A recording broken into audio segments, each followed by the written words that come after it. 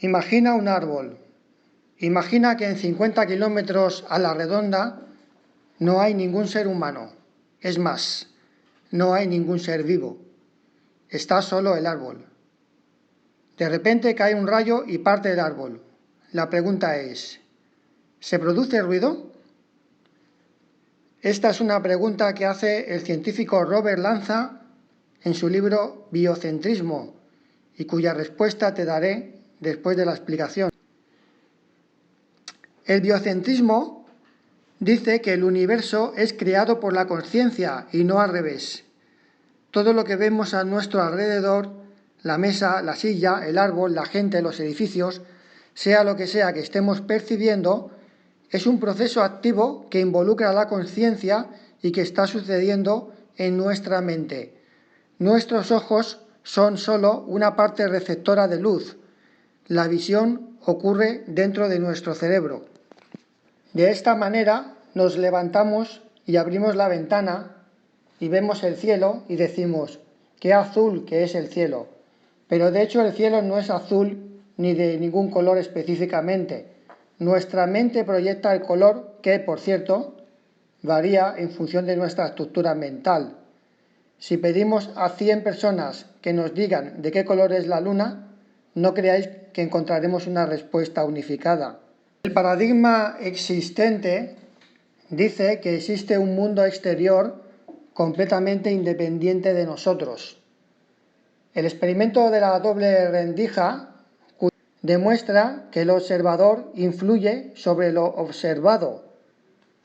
Otra prueba de la influencia del observador en lo observado es el llamado principio de indeterminación de Heisenberg, también conocido como principio de incertidumbre, por el que no podemos saber dos parámetros de una partícula al mismo tiempo, por ejemplo, su velocidad y su ubicación. Debemos, por tanto, seleccionar qué queremos observar antes de hacerlo. Robert Lanza dice que si hubiera un mundo externo y fijo independiente de nosotros, podríamos observar todo lo que quisiéramos de las partículas subatómicas sin tener que restringir los parámetros. En palabras del científico, no hace falta ser un genio para darse cuenta de que la realidad es un proceso que involucra a la consciencia. El espacio y el tiempo, de forma parecida a lo que ya dijera el filósofo alemán Immanuel Kant en el siglo XVIII, son categorías de la mente que ésta utiliza para ordenar sus percepciones. El universo refleja los parámetros espaciotemporales del observador. Por supuesto que hay mucha resistencia mental para aceptar esta teoría, y eso es porque choca contra un paradigma científico caduco, obsoleto y trasnochado, pero que todavía se defiende y que todavía desgraciadamente se enseña en la escuela, que es el paradigma mecanicista materialista, por el cual el universo sería como un mecanismo de relojería por el que todas las piezas se mueven con la precisión de cualquier máquina. Paradigma, como digo, que no se sostiene ni con pinzas, puesto que no explica de dónde sale la precisión del movimiento, dónde está, por así decirlo, el software, dónde está la inteligencia que hace que las piezas se muevan. Como decía John Wheeler, uno de los físicos más importantes de la historia, ningún fenómeno es un fenómeno real hasta que es un fenómeno observado.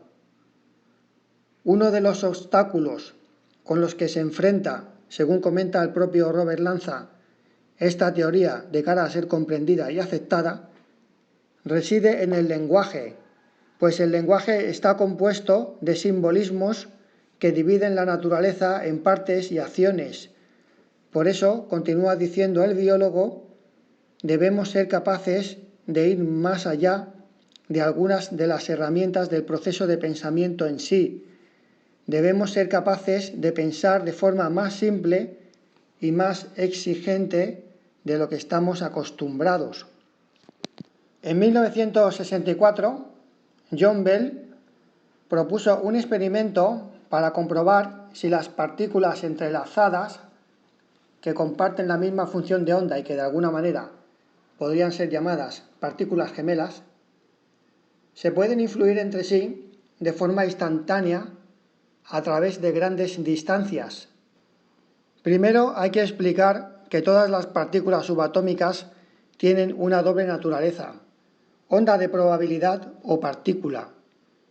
Para observar partículas tan pequeñas son necesarios microscopios muy potentes que tienen millones de aumento en la imagen, pero para poder funcionar estos telescopios emiten luz y la luz hace colapsar la función de onda, es decir, hace que lo que era una probabilidad pase a ser una partícula y además, dependiendo de la intención del científico, va a afectar a esa partícula de una manera determinada.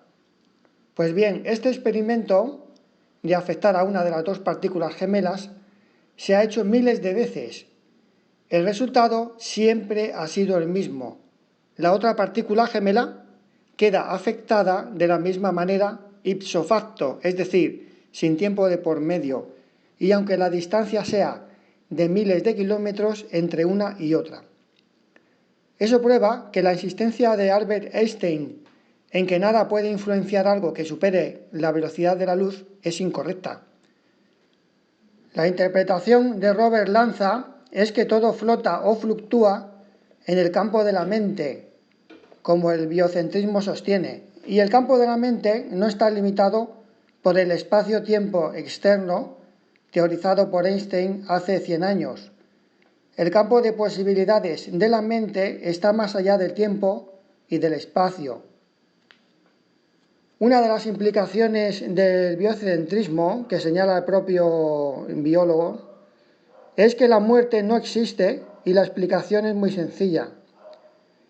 Si no es la materia la que crea la vida, sino que al contrario es la consciencia la que crea el mundo, cuando el cuerpo muere, la consciencia pasará a otro cuerpo o a otro lugar. Y ahora, volviendo al comienzo, imagina que hay un árbol y en 50 kilómetros a la redonda no hay nadie, ningún humano, ningún ser vivo. De repente cae un rayo y parte el árbol. Cuando el rayo parte el árbol, ¿se produce ruido? Y la respuesta es que no se produce ruido. Lo que se produce es una vibración, pero para que haya lo que se conoce como ruido, tiene que haber un oído, ya sea humano, ya sea animal, por el cual esa vibración entre golpeando las distintas partes internas del oído. Cuando esa vibración golpea esas partes, se produce lo que conocemos como ruido, no antes. Al no haber nadie que oiga el suceso, no hay, por tanto, ruido. Bien, esta explicación pues es sorprendente, pero entra dentro de la ciencia ortodoxa y satisfaría al 99% de los oyentes. Digamos que esta sería una respuesta diplomática, moderada, políticamente correcta, a pesar de que es una respuesta que da que pensar.